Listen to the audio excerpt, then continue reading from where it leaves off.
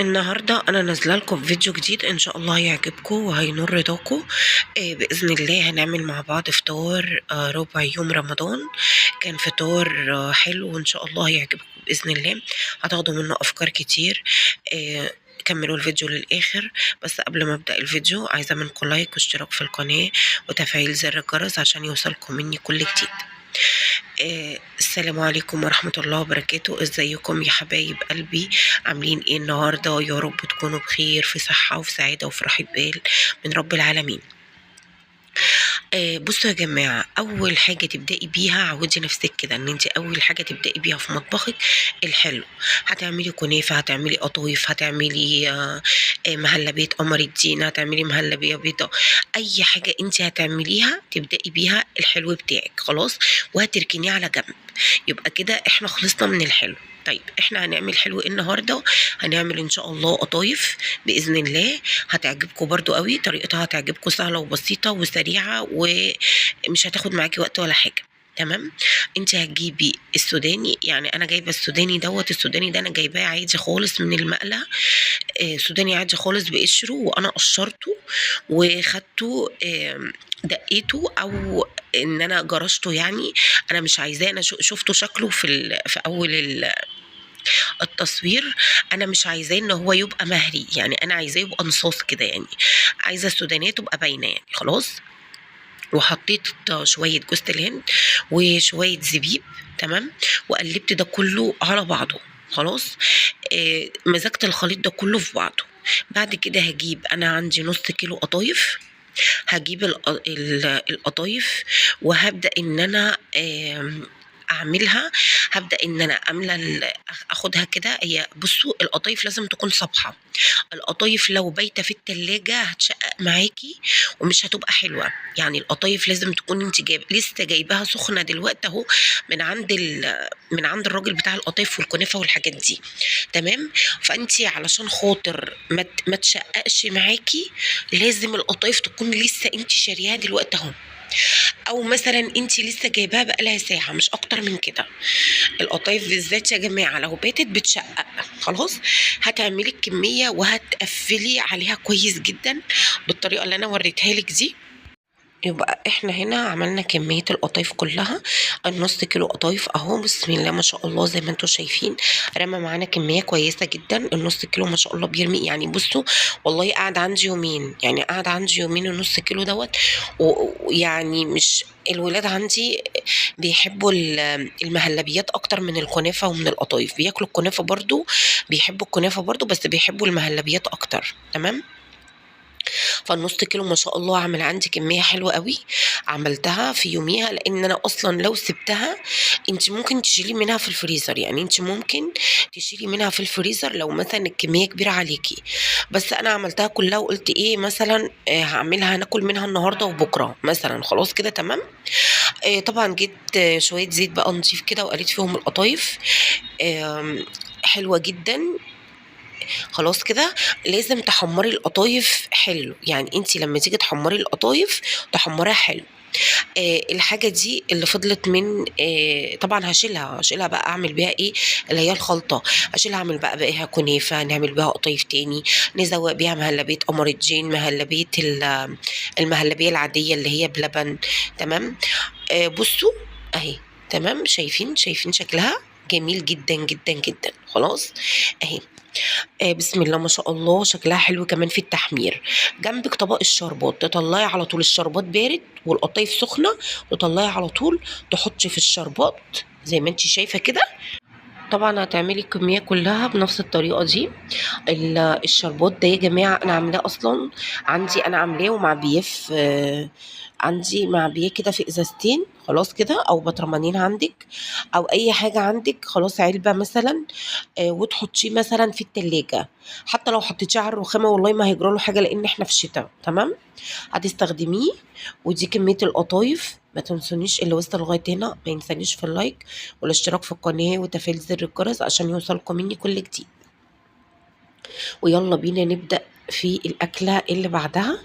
هنعمل النهاردة إيه؟ هنعمل النهاردة إن شاء الله فراخ محشية، فرخة محشية كده حلوة كده بلدي، علشان خاطر بقى إيه، إحنا صايمين بقى عايزين إيه، عضمنا دوت يترمي يعني. فالفراخ البلدي يا جماعة مهما كان هتقولي مثلا طب ما احنا بناكل فراخ بيضة، أقول لك لا، هقول لك برضو لازم تدخلي الفراخ البلدي معاكي في الاكل برضو، لان الفراخ البلدي ما شاء الله ليها فايدتها، يعني ليها فايدتها مهما كان. الفراخ البلدي برضو زي ما بيقولوا كده البلدي يوكل، ليها طعم خاص كده ومميز، ويبقى طعمها حلو قوي هي والفراخ السيسو بتبقى حلوه. فاحنا نجيب فرخه كده على فرخه كده على شويه يعني كده، يعني ننوع يعني في اكلنا. تمام. طيب انا هحشي الفرخه البلديه دي. انا جبت كوبايه رز، غسلتها ونقعتها ونقعتها علشان خاطر انا عايزه الرز يطرى معايا. خلاص، عشان انا مش هشوحه، انا هحشي على طول. انا عايزه الرز يطرى معايا، فهنقعها مثلا بعد ما اغسلها، هنقعها مثلا حوالي ساعه في الميه. خلاص. بعد كده هجيب بصلة هقطعها وملح وفلفل أسمر. والله في ناس بتحب تحط معلقة سمنة، بس هي الفراخ أساسا كلها قلبها من جوه ما شاء الله بيبقى فيها الدهنة الصفرة دي، فبتخلي الرز طعمه جميل يعني، من غير حتى ما تحطي سمنة، من غير ما تحطي أي حاجة. هي السمنة دي هتسلي في الرز وهتخلي طعمه حلو قوي. تمام. فأنا بصراحة ما حطيتش سمنة. تمام. هنبدأ إن احنا نحشي الفرخة. طبعا احنا منضفين الصدر جدا وعاملينها بايدينا كده، مفرغين الجلده من اللحم بتاع الفرخه. وهنبدا ان احنا نحشي الفرخه كده. خلاص تمام. نحشي الصدر وبعد كده نحشي القلب بتاعها. انا مش عايزه الرز كتير، يعني انا مش عايزه الرز كتير فيها، عشان خاطر هي كده كده الجلده لما بتستوي لازم سبحان الله يعني هتتهري منك او هتتفتق منك فتق صغير. تمام. فاحنا مش عايزين ان هي تتفتق مثلا فتق كبير، او انا عايزه نص كده، نص حشو كده، يعني نص الرز كده يبقى نص المسافه كده. خلاص، من فوق ونص المسافه من تحت. تمام. بعد كده الميه انا حاطه فيها ايه، انا حاطه فيها بصله، انا حاطه فيها طماطمايه، انا حاطه فيها ورق لورا، احط فيها ملح، فلفل اسمر، كمون. تمام. انا بحب احط للفراخ كمون يا جماعه. في ناس بتحب تعملها فلفل اسمر بس انا بصراحه الكمون بيديها تسكيره وطعم حلو قوي للفراخ. تمام. طيب بعد كده بقى جينا نعمل خلطه المحشي. طبعا انا كنت مسبكه التخديعه. مسبكه التخديعه ازاي؟ بصل عادي خالص، البصله اصفرت، نزلت عليها بالطماطم. لان انا يعني عماله ادور على، انا كنت مصوره التخديعه بس للاسف والله ما لقيتهاش. ممكن تكون الكاميرا فصلت مني وانا ما كنتش واخده بالي يعني. المهم انت هتعملي التخديعه ازاي؟ هتجيبي بصله، هتصفري البصله، هتنزلي بالطماطم. انا كنت خلطه الطماطم دي تسبيكه انا عاملاها، مش من التسبيكه اللي انا كنت مفرزاها، لا. هتجيبي الطماطم هتنزلي بيها، وهتحطي لها معلقه بابريكا عشان خاطر لونها يبقى حلو كده. تمام. اهي يعني انا سبكت تسبيكه عاديه خالص للمحشي. خلاص. هتحطي توابل ايه؟ هحط توابل. طبعا انا غسلت الخضره كويس جدا، صفيتها قطعتها. خلاص. شوفي كميه الرز اللي انت هتعمليها، كميه المحشي اللي عندك قد ايه، وهتعملي عليها كميه الرز. خلاص. الكيلو البتنجان مثلا، لو كيلو بتنجان لو هو صغير بياخد حوالي 3 كوبايات رز، لو هو كبير بياخد حوالي 4 كوبايات رز. تمام. او 5 كمان. فالكوسه طبعا ما بتاخدش رز كتير، يعني الكوسه اخرها كوبايه ونص رز. خلاص كده. الكيلو الكوسه اخرها كوبايه ونص رز. خلاص كده. طيب احنا حطينا ايه هنا بقى؟ احنا حطينا هنا ملح، كزبره ناشفه، كمون، فلفل اسمر، وقلبنا ده كله كده مع بعضه. الكزبره الناشفه بتدي المحشي على فكره تست حلوه قوي، بتديه يعني طعم حلو قوي. خلاص. هنبدا ان احنا نحشي الكوسه والبتنجان، هنبدا ان احنا نحشيهم كده. طبعا هنكمل هنحشي كل الحله اللي انتوا شايفينها دي. بصوا الكوسه اساسا كده كده ما بتاخدش رز لان هي ضيقه، انتوا فاهمين؟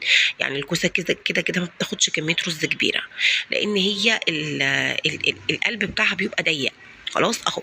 وتسيبي كده فراغ من فوق كده حوالي مثلا عقلة صباع كده، علشان خاطر ايه لما تيجي يعني لما تستوي معاكي، هي كده كده بتطلع الرز عشان خاطر الحله بتاعتك ما تبقاش مليانه رز. خلاص، دي برضو تكيه انت لازم تعرفيها. بصوا بقى، انا هخلص الكميه كلها، انا هحشي الكميه كلها. وطبعا انا هسقي المحشي وهولع عليه على البوتاجاز. اول ما تولعي يعني، انا بصوا انا كنت مولعه لسه حوالي الساعه 5 الا 10 كده، تمام، علشان خاطر انت تدي نفسك مساحه لما اكلك يستوي. تدي نفسك مساحه مثلا 10 دقائق قبل المغرب، الوقت اللي انت هتغرفي فيه الاكل. فانت لازم تحاولي ان انت تعملي لنفسك المساحه اللي انا بقولك عليها دي، علشان خاطر اكلك يبقى جاهز. بعد كده انا دخلت على السمبوسه. احنا هنعمل برضو طبق سمبوسه كده، بس انا هوري لكم الخلطه بتاعت السمبوسه. انا الولاد عندي بصراحه بيحبوها بالجبنه، بيحبوها جدا جدا بالجبنه السمبوسه.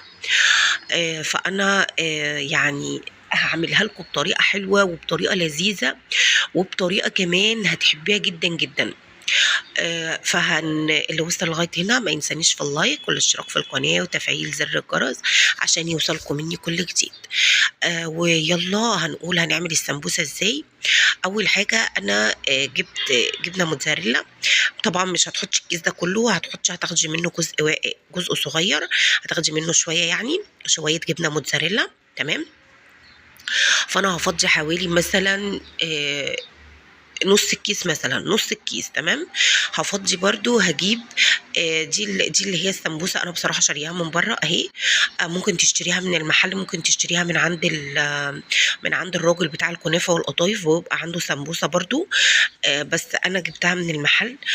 وبعدين هجيب ربع كيلو جبنه رومي. طبعا انا مش هاخد الجبنه الرومي كلها، انا هاخد يعني مثلا 8 كيلو جبنه رومي، 8 كيلو جبنه رومي على على السمبوسه.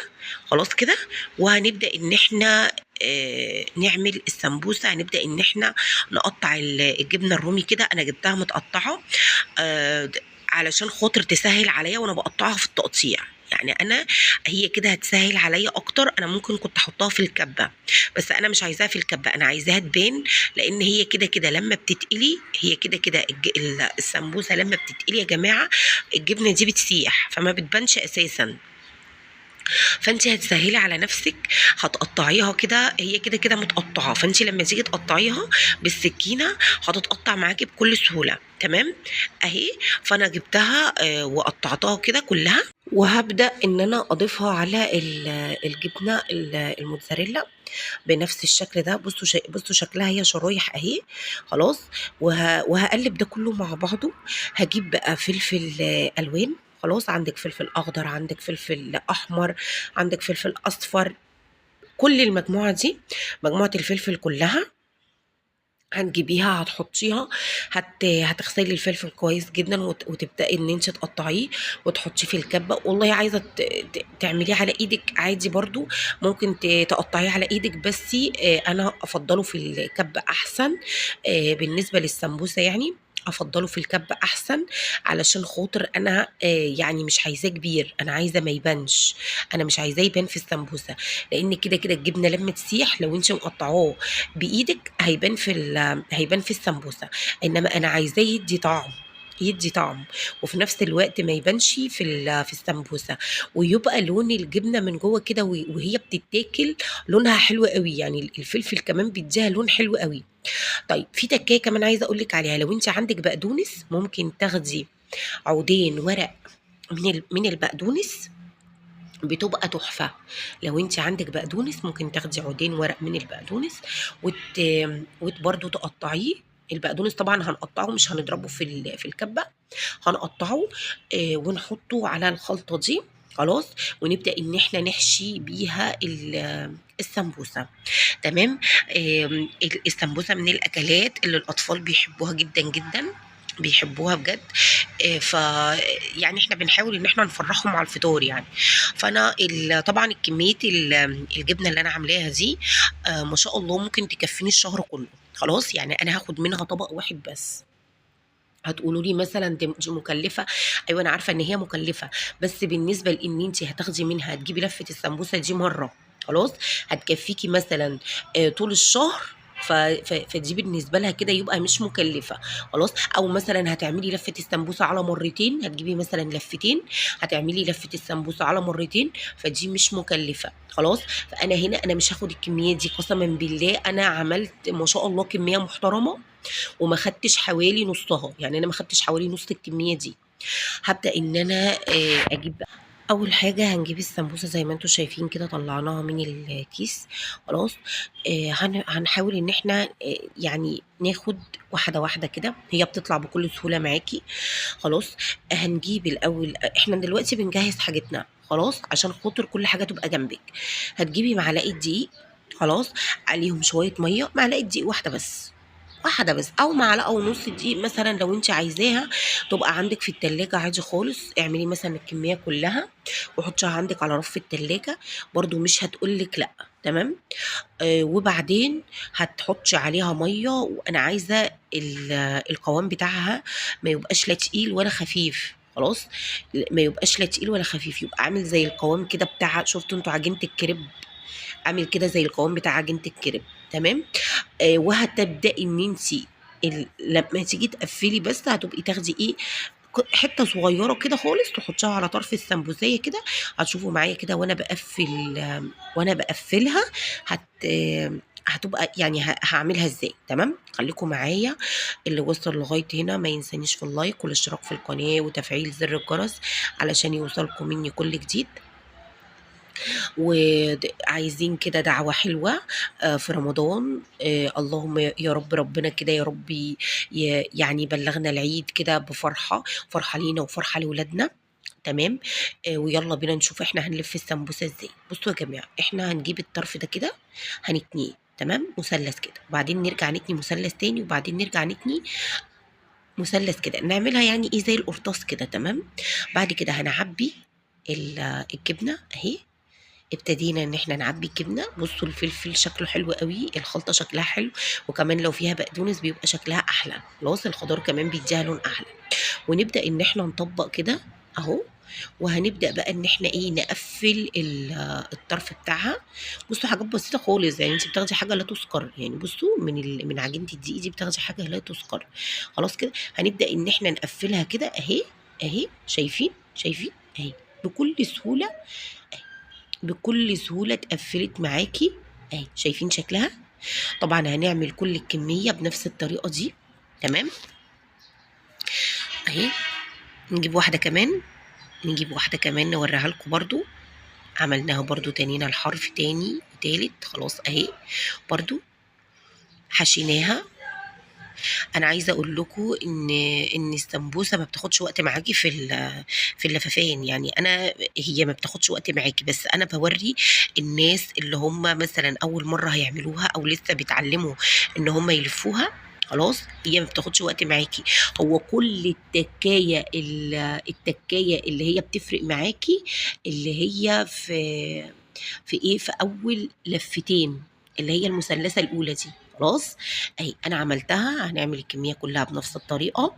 طبعا انا مش هدني واقفه بقى وانا بعمل كده، لا انا هاخدها بقى واقعد واقعد كده على كرسي ودني ايه اعملها خلاص. وبعد كده بقى حمرنا الفراخ اهي. بصوا شايفين شكلها. وغرفنا المحشي اهو. انا كنت عامله شويه كده يعني كام وحدايه كده ورق عنب بألف هنا وشفا، وكم قرن شطة كده، وأدي البتنجان. وبرده عملنا الكوسة والسمبوسة اهو. شايفين السمبوسة وجمالها؟ ايه رأيكم؟ ما تنسونيش في اللايك والاشتراك في القناة وتفعيل زر الجرس عشان يوصلكم مني كل جديد. وده كان فطارنا رابع يوم رمضان، وبألف هنا وشفا، واشوفكم على خير الفيديو الجاي ان شاء الله. مع السلامة.